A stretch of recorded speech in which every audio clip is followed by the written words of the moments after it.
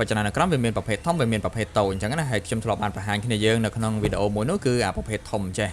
ប្រភេទធំចេះប៉ុន្តែនេះអាចចាស់របស់ខ្ញុំខ្ញុំអត់មានយកអាថ្មីមកទេហើយវាធំពួកយើងវាធំហើយតម្លៃវាក៏វាថ្លៃដែរប៉ុន្តែនេះវាទូចទេហើយអក្សរក្នុងមិនមែនទូចហើយអក្សរទូចឯណាទូចហើយអក្សរធំដែរហ្នឹងអញ្ចឹងគឺយើងអាចមើលបានដូចគ្នាអញ្ចឹងណាវាខ្ញុំគិតថាវាល្មមសមរម្យដែរសម្រាប់គ្នាយើងអមជាមួយនឹងតម្លៃវាសមរម្យទៀតអញ្ចឹងណាអក្សរច្បាស់ល្អការបកប្រែច្បាស់ល្អមិនមានពិបាកក្នុងការស្វែងយល់ទេគឺបកមកគឺចំតែម្ដងអញ្ចឹងមានថាវាច្បាស់លាស់មែនតើដែលធ្វើឲ្យយើងមិនពិបាកនៅក្នុងការបកស្រាយស្វែងយល់អីច្រើនអញ្ចឹងក្នុងនេះគេមានពាក្យបន្ថែមថ្មីជាច្រើនមាន pen in មានកំណុះអក្សរអីអញ្ចឹងទៅហើយជាបញ្ហាមួយសម្រាប់គ្នាយើងដែលទិញសភៅបែបនេះឬក៏គ្នាយើងដែលមានហើយមានតែពួកយើងធ្លាប់មានសភៅហ្នឹងហើយឥឡូវហ្នឹងមានតែទុកចោលអត់ដែលបានយកមកប្រើក្រោម head ផលថាមិនចេះប្រើព្រោះហ្នឹង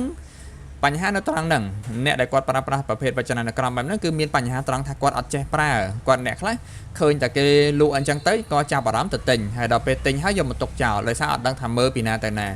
ចឹងជាមួយនឹងខ្ញុំគឺពួកយើងអាចទិញសភៅវចនានុក្រមពីខ្ញុំទៅក៏បានឬក៏បើពួកយើងមានស្រាប់ហើយទីថាខ្ញុំមានហើយអញ្ចឹងពួកយើងអាចគ្រាន់តែចុះឈ្មោះចូលរៀនវគ្គសម្រាប់រៀនឆែកវចនានុក្រមណាដោយសារវចនានុក្រមបែបនេះត្រូវការបច្ចេកទេសនៅក្នុងការរៀនបករៀនឆែកណាតែវាមិនពិបាកខ្លាំងរហូតដល់យើងមិនអាចធ្វើបានទេពួកយើងហើយនៅពេលដែលយើងចេះខ្ញុំចង់បញ្ជាក់ប្រាប់គ្នាយើងថាគឺស្រួលមែនតើគឺមានន័យថាពួកយើងឆែកមួយផ្លែតគឺចាញ់ហើយឥឡូវខ្ញុំឧទាហរណ៍មួយណាខ្ញុំឧទាហរណ៍អក្សរ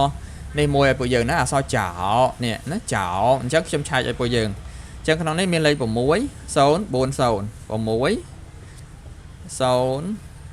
ណា4 0ហើយមើលលេខឡើយណាមើលខាងលើនេះឃើញទេ6 0នេះយើងរក4 0មក4ហើយឆាយតាមមួយផ្លែតឃើញហើយខ្ញុំឆាយមួយផ្លែតឃើញបាននេះចោចឹងចោបកតាមម៉េចគេបកតែឆាប់បកថារហ័សបកថាព្រឹកតាមពាក្យនីមួយមកចឹងយើងចង់ឆែកគឺលឿនមែនតើរហ័សមែនតើតែម្ដងឲ្យតែពួកយើងចេះអត់ពិបាកទេហើយទោះបីជាពួកយើងរៀងស្ទើរស្ទាត់បន្តិចតួចក៏យើងអាចមានវិធីសាស្ត្រនៅក្នុងការស្វែងយល់បន្ថែមដែរថាតើគួរតែចេញពីណាទៅណាគួរតែមានវិធីសាស្ត្រអីឬក៏របៀបរបបយ៉ាងណាយ៉ាងណីអញ្ចឹងណាអញ្ចឹងអាស្រ័យលើការសិក្សាការស្វែងយល់ហើយនឹងបច្ចេកទេសមួយចំនួនទៀតអញ្ចឹង